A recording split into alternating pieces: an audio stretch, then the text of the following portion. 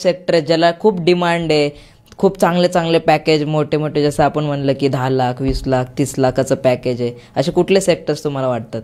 आता सध्या जसं की कालच्याच रिसर्चप्रमाणे मी जेव्हा मुलांना शिकवत होते त्यावेळेस मी तुम्हाला सांगेल की एक 4-5 फील्ड्स आहेत, जसं की आता तुम्हालाही माहितीच आहे AI ड्रिव्हन जमाना आहे.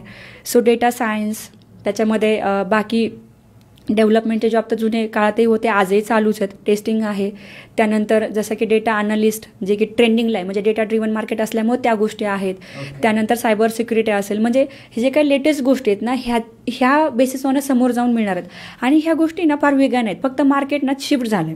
जसं की जुन्या काळी असं होतं ना की नेटवर्क सपोर्ट इंजिनियर, त्याचंच नाव आता बदललं आहे. आलं लक्षात? म्हणजे असं काही नाही आहे की बाबा हां वेगळा जॉब रोल आहे म्हणजे वेगळं काम तेच आहे, फक्त त्याच्यामध्ये तुम्हाला AI जास्त यूज करायचं तुमच्या कामामध्ये. त्यामुळे जर लेटेस्टमध्ये जर IT तुम्ही बघत असाल तर जर तुम्हाला मॅक्झिमम सॅलरी पाहिजे असेल तर तुम्ही डेटा सायन्स अशी फील्डकडे नक्की जा. हां, म्हणायला बोलायला खूप छान आहे की 20 लाख पॅकेज 25 लाख, पण तिथं पोहोचण्यासाठी तुम्हाला डिफिकल्ट लँग्वेजेस ह्या आल्याच पाहिजे, जसं की पायथन आहे, जावा, ही यायलाच पाहिजे. तुम्ही जर IT जॉब एक्सपेक्ट करताय आणि लँग्वेज मला नाही जमत बाबा, तर तुमचं काहीच नाही होऊ शकत. तुम्हाला कोडिंग लँग्वेज यायलाच पाहिजे. कारण नॉर्मल ज्या गोष्टी आहेत जसं की सॉफ्टवेअर्स आहेत, जसं की पॉवर BI असेल, those are the software driven, anyone can learn and go into that.